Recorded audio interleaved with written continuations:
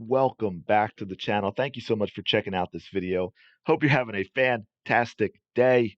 We've got ourselves a new WNBA ESPN list that we can rip apart as we have done with their rookie rankings from time to time. So, ranking the top 25 WNBA players at midseason. One thing I wanted to mention here, where is it? Uh, the ranking features 10 of the 12 Olympians who just took home gold. Probably too many. Yeah, they did take home gold, but it's USA basketball. They should take home gold. So we're looking at it more from performance, just like we've done for, decades for the women's US national soccer team and how good and dominant they've been, that we don't look at just as wins, but how they win. What's the performance like? And the performance wasn't great, so I'm not sure how we get 10 of those 12 in here. But we are going to look at some of the things in this list. Not going to go through every player, but we're going to go down to the bottom, kind of scroll up, and I'm going to just kind of go through the ones that I think are way out of whack. The first one, because I did scroll down and see it, this first one is going to surprise you a little bit. Well, man, I don't know why they put multiple articles like this. It's really annoying. Sorry for the scrolling, but I didn't realize there was another article under the one I want to look at. How many articles are here? This is ridiculous. So dumb, so dumb. But hey, finally. So number 25, Kelsey Mitchell. Uh, all right. I mean, I'm not a huge fan just because of the way she plays, but she absolutely, when she gets hot, she can light it up. But this next one is going to surprise you, or maybe it won't. Kennedy Carter, Chicago Sky, averaging over 17 points a game, a little over 2.5 assists, 1.3 steals, which is a big deal. And wow, Kennedy Carter. So here's the thing that's going to throw off the Angel Reese fans or the people that think I just everything's about praising Caitlin Clark. This is not correct. This is not correct. This is really poorly done by ESPN. Kennedy Carter should not be here. She should be higher. Yes, that's right. You heard me. Despite the things I've said about Kennedy Carter, despite some of her actions and some of the things she said, basketball wise, on the court, production, what she's done as a player, Kennedy Carter has been one of the best shooting guards in the WNBA this season. She is the best player this season on the Chicago Sky, and she should be much higher than 24. Much higher than 24. By the way, I saw a tweet from her that she wanted to squash the rumors because people were talking about her for 3v3, and she said she did not get asked. I think from a playing perspective, that was a mistake. Kennedy Carter is, we talk about the slowness of the WNBA and the lack of athleticism and so forth in terms of it being boring. Kennedy Carter is quick and explosive, and she can get to the basket, and she has the qualities I think you would want in a player for full court 3v3 with the space that you're going to have on the court in terms of fans watching. But that being said, I think Kennedy Carter should be much higher. I mean, let's just look at this real quick if I have it here. Um, she is shooting. She doesn't shoot a lot of threes, as you can see. So she had, I mean, zero point 0.6 attempts per game, right? 13.4 twos per game. And she's shooting 53.3% from two as a shooting guard. That is really impressive. That is really impressive. So Kennedy Carter should be much higher than 24. Much higher than 24. She is, who else is classified as a shooting guard? Arike, probably Jewel Lloyd, Sabrina Ionescu.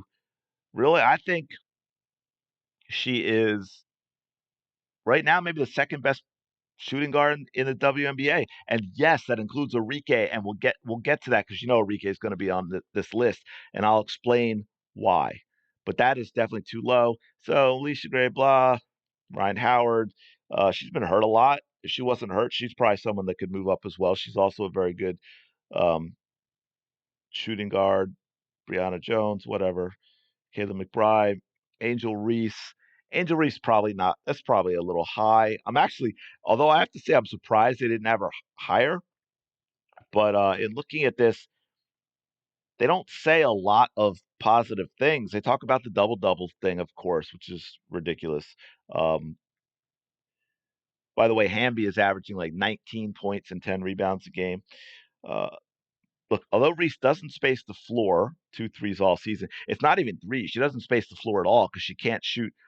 Well, she can't shoot from anywhere, but she most certainly can't shoot from more than 4 feet away. Shot just 41% on 2 point attempts, basically all from layup distance. Her relentless energy on the offensive glass already makes Reese one of the league's best players. Think how ridiculously stupid that sounds, Pelton. You're talking about the best professional basketball league in the world. That is, I mean, that is a huge insult to the rest of the players to say that someone's relentless energy on the offensive glass makes them one of the league's best players in and of itself, right? Absolutely. And again, I'm not knocking Angel. I'm saying this is how ridiculous people have gotten in pumping her up. This is someone who is just like, I've got to find something to make Angel seem awesome, or someone that knows absolutely nothing about basketball. Angel Reese is a good rebounder, a very good rebounder. She is relentless on the glass.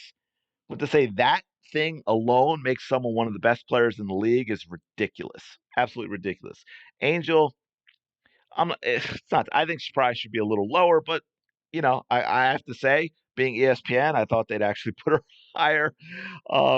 Bonner. So okay, Aaliyah Boston. Oh, she's a center. I'm sure she can play power forward, but she's a center. 14.2 points, 8.7 rebounds, 1.5 blocks. She's too low. This is not right for Aaliyah Boston. Aaliyah Boston should be higher than this. And don't forget that ridiculous start that they had, because 11 games in 20 days, 8 of the 11 against the top 3 teams in the league, or 3 of the top 4, 2 of the top 4 teams in the league, um, 3 of the top 4, I should say. And they started 1-8, 10-7 since. We know their numbers are much, much better. How she's learned to play with Caitlin Clark's made them much, much better. So, I mean, these numbers are actually, we know these are better than they say. They're going to be better at the end of the season. Aaliyah Boston is maybe the best center in the league right now outside of Asia Wilson. Absolutely should be higher than number 17. That is a bad ranking. In fact, right here, I want Aaliyah Boston absolutely should be higher than Griner. Griner's only played 15 games. Griner gets a lot of buckets and a lot. I mean, that's actually a poor rebounding number for someone 6'9" in a league of players that can't jump, right? Like in the NBA, that difference in height isn't as huge because of so many players' explosiveness and their vertical. But in this league, being 6'9" means Griner can shoot an easy shot anytime and absolutely should be grabbing more than 6.4 rebounds a game. Barely played in the Olympic team, which I think for good reason, because shouldn't have been on the Olympic team. But I mean, Aaliyah Boston absolutely ahead of Griner. And here we go, folks. All the way down at 15, the player tied with Sabrina Ionescu for number 2 in the odds on FanDuel for MVP of the league. The player who is by far the best point guard in the league, a very important position, by the way, runs the offense. And we've seen the way Caitlin Clark runs the offense. Over 17 points, almost 6 rebounds, leads the WNBA in assist point with 8.2, set the WNBA single game assist record with 19. 19. And yet, what is in July, I think she averaged 20.3 points, 6.3 rebounds, 12.5 assists. Her total shooting percentage was 57.1%. Despite a 3-point shooting slump, her overall field goal percentage was still 43.2%. I believe Her 2-point, if you want to check this out as well, she's gotten much, much better at it. Um, but there's her total shooting percentage, 57.1%. But check this out. Let's go back up to the here so we can look at 54% from two, 51% effective field goal shooting percentage. Absolutely phenomenal. This is ridiculous. This is embarrassing. This is either complete and utter stupidity, and this was created by AI. I don't know, maybe they got Chat GPT to do it, or it was written by somebody who knows nothing at all about basketball, or someone who just can't stand Caitlin Clark. And it is ESPN, so that's a big possibility. Or it's just simply clickbait to get people to talk about it so that people will drive traffic to this. Um, Yeah, I mean, this is ridiculous. She's top 5, top 4, top 3 player in the WNBA at this point. So yeah, this is insane right here. This is absolutely ridiculous. Youngest player with a 25-5 month, third month in a row with 15-5-5, which is the third most ever. Most assists per game in a month with 12 and a half. Again, I mentioned the single game assist record at 19. Leads the WNBA in points scored and assisted at 35.2, which is second in WNBA history. Recorded the first ever rookie triple double. First player to ever record 4 consecutive 13 plus assist games. Stat line that no one else has ever put up with 29 points, 5 rebounds, 13 assists, 5 steals, 3 blocks. Reached 400 points and 200 assists in 26 games, the fewest in history. The next closest was Sue Bird with 33, and I could go on and on and on. But leader in rim assists with 112. The next closest is 70, and after that it's 69, 68, 68. So you can see they're all bunched, and Caitlin is in another league. So this is absolutely absurd. She should be top 5, probably top 3, top 4. Um, she's definitely ahead of Jewell Loyd. Jewell Loyd is look. You look at this and you think, wow, but Jewell Loyd is getting that because of all the shots that she takes. Her total shooting percentage is under 50. Caitlin's is 57. Okay, if we go back up, let's look at the per game. 36% from the field, 26% from 3, only 41% from 2, an effective field goal percentage of 40.4%. This is horrific. She gets 20 points because she takes 17 shots a game. No way. And I'm not knocking Jewell Loyd. She can light it up. But Jewell Loyd is not having a season that ranks her ahead of Caitlin Clark.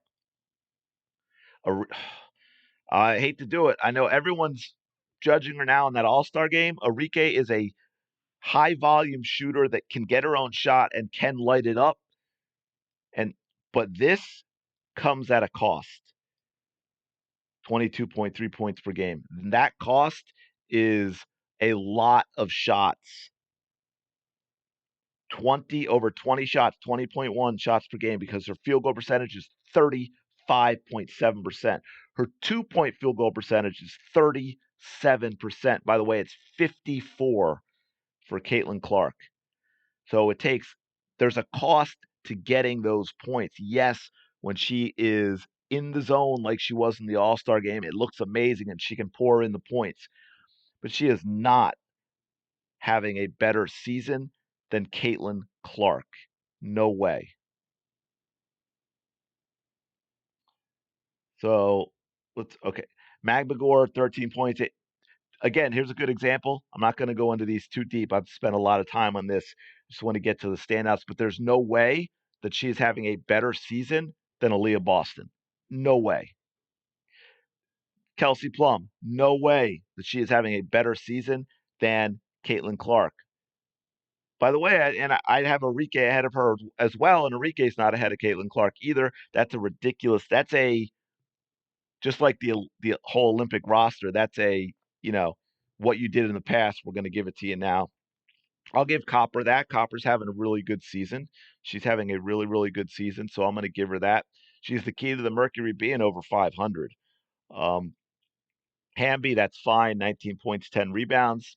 Maybe it's a little high, but I'm just whipping through this to get to this. Here's another one, by the way. She is not ahead. Nothing against her, but she's not having a better season than Aaliyah Boston is having. It's simply the way it is. But here's the other really big one. Sabrina Ionescu all the way down at 7. Look, here's the thing. Sabrina Ionescu is having a better season than Breanna Stewart. Right now, Sabrina Ionescu is the best player on the New York Liberty, and yet got a couple of Liberty players ahead of her. She is having a phenomenal season. She's changed her game, almost 20 points, over 6 assists, 4.5 rebounds. She's no longer just a 3-point shooter. She shoots well from 2 as well. She's got a complete game. And Breanna Stewart has been in and out of the lineup. Don't forget, like, for example, that Chicago Sky game where they blew out the Sky and stopped the streak officially. They had stopped like multiple times before that, but they kept counting it. But Breanna Stewart was on the bench. She was hurt. This is the other one that I'm saying that this is absolutely ridiculous. That Sabrina Ionescu is 7, and you have teammates ahead of her. Jackie Young should not be ahead of her. I'm not even going to get into it, but Jackie Young is not 6 right now. Jonquel Jones, not ahead of Aaliyah Boston, most certainly not ahead of Sabrina Ionescu. Alyssa Thomas, solid player, really solid player. She could be a triple-double machine, but yeah, she's not ahead of Sabrina Ionescu. Nafisa Collier, I mean, I guess that's fine. She's a double-double player, 20 points, 10 rebounds. So I'm not going to argue that, but she's not 4 spots ahead of Sabrina Ionescu. Breanna Stewart is not number 2 right now. She's not number 2 right now because Sabrina Ionescu's having a better season. And then, of course, Asia Wilson. But you have the 2 players tied for second in the MVP odds are 7 and 15 in this. This is, look, here's the thing with these lists, right? They're kind of designed to get the debates we're having, which is all fun and games. That's fine. You're going to get people say, I want this player here, or that player shouldn't be there. But I just wanted to point out some of them that are absolutely ridiculous. Like, this is a ridiculous list to have some of these players where they are. To have Stewart at 2 and Sabrina Ionescu all the way down at 7 and Caitlin Clark, the best point guard in the league, all the way down at 15. By the way, I don't think there's another point guard on this list, right? Chelsea Gray isn't on this list. By the way, if Gray isn't on this list because of being injured, I don't know why Griner is, but that's another issue. But yeah, there's no way at all that an Ionescu is 7, that Clark is 15, that Kennedy Carter is 24, and Aaliyah Boston is 17. Those are probably my biggest problems with this. But this is where we're gonna have a little fun, because even if they got this right, there's always going to be something in lists like this that people are going to debate. That's part of the fun. So let me know your in the comments below what you think of what I've said about who is where, and if there are other ones that you think are too high or too low or aren't even on the list and should be. I think I'm going to get a lot of people who are going to be like, yeah, you're right about Kennedy Carter. And a lot of people are going to be like, why is she even on the list? But yeah, let me know your thoughts in the comments below, what you think about this list. You're good, you're bad, who you would move up, move down, all that great stuff. Thanks so much for checking out this video. I really do appreciate it. Don't forget to like and subscribe. It really does help out a lot. And I will talk to you in the next video.